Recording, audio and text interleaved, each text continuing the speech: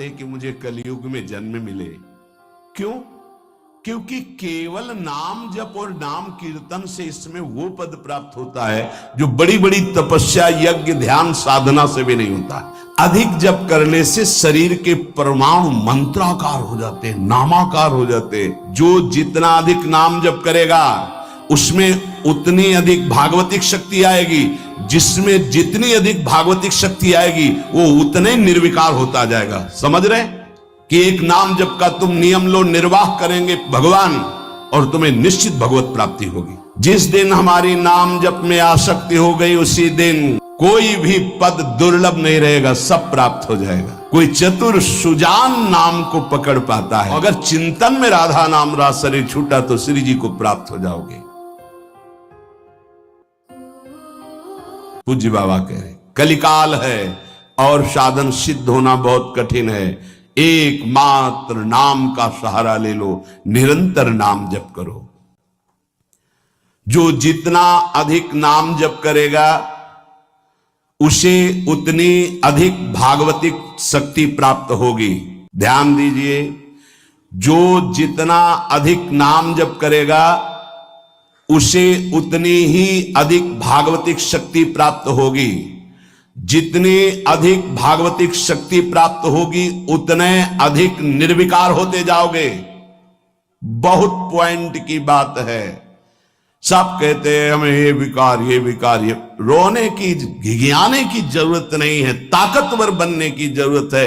ताकत है भगवान नाम जप। जिस उपासक को जो मंत्र, जो नाम मिला है, एक नाम, एक मंत्र बहुत समय तक उसे चलाने का अभ्यास कीजिए। हमें ये नहीं देखना कि मानसिक से कितना लाभ है, उपांशु से कितना, ये सब बातें मत देखो।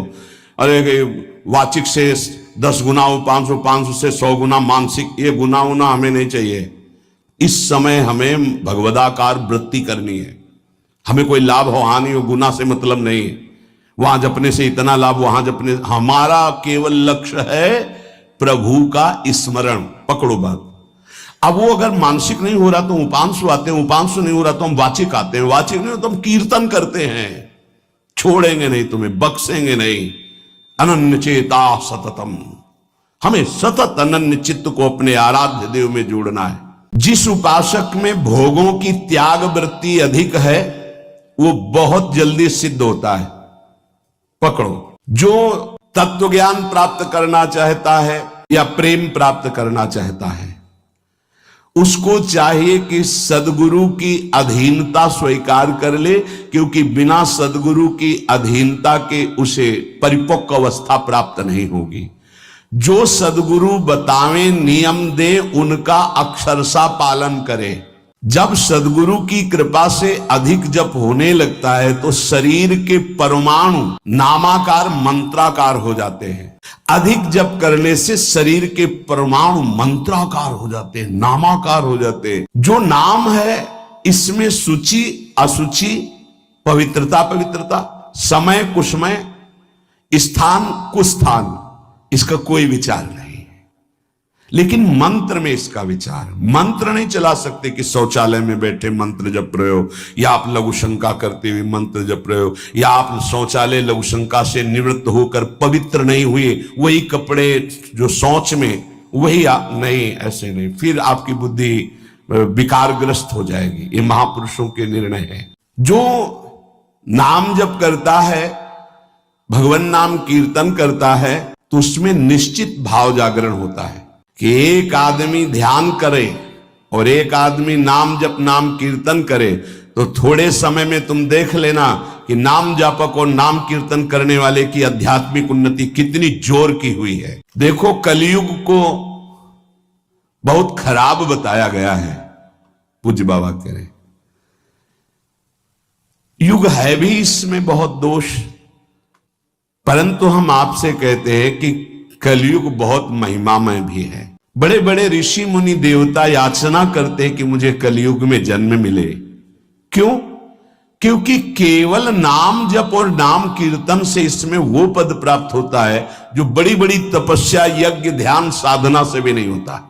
ये बड़े अमृतमय वचन, इनको पकड़ो। सार बात नाम जप, नाम कीर्तन, गुण कीर्तन।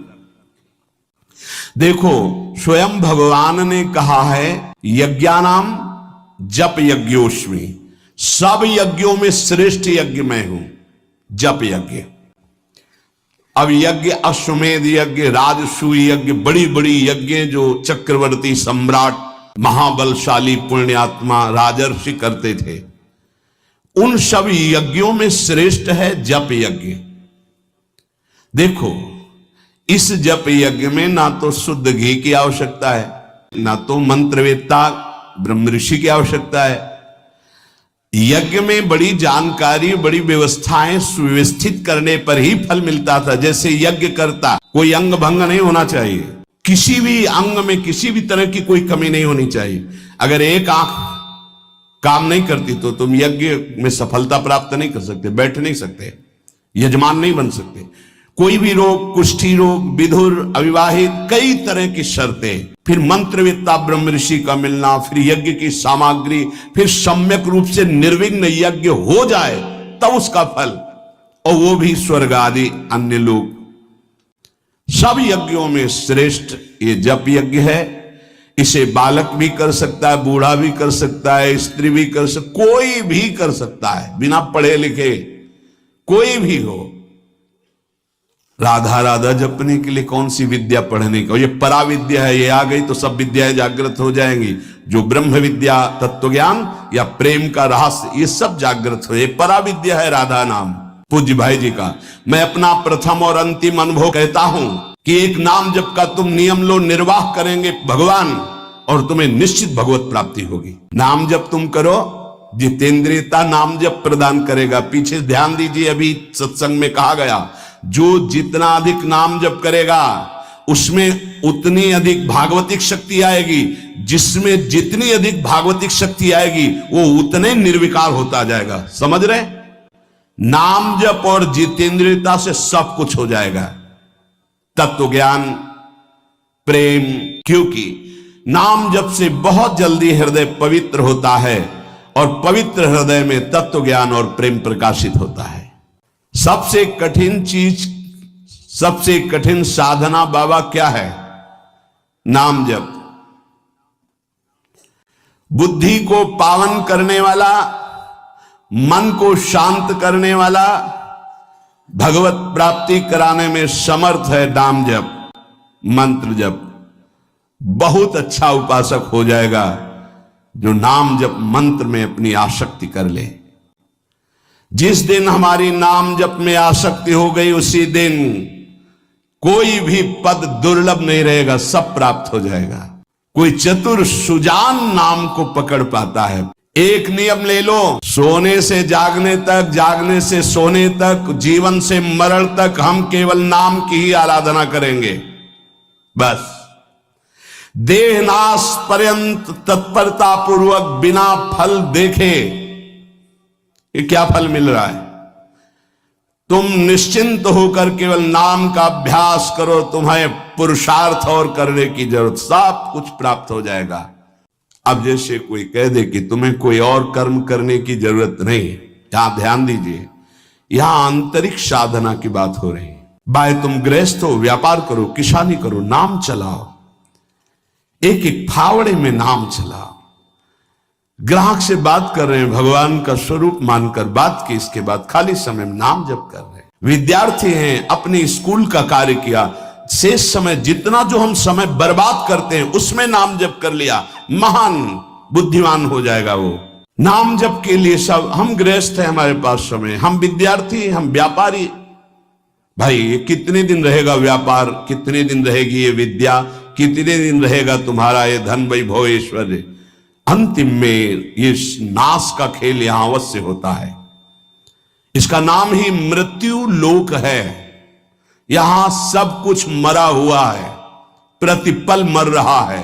जो तुम्हें दिखाई दे रहा है वो नहीं दिखाई देगा, आज है कल नहीं दिखाई देगा। इसलिए राधा राधा राधा, यदि राधा नाम कीर्तन चल रहा है, अगर देह छूट भी जाए, किसी कारण से नवीन देह मिलेगी तो बहुत उत्तम मिलेगी, बढ़िया संस्कार मिलेंगे, क्योंकि नाम।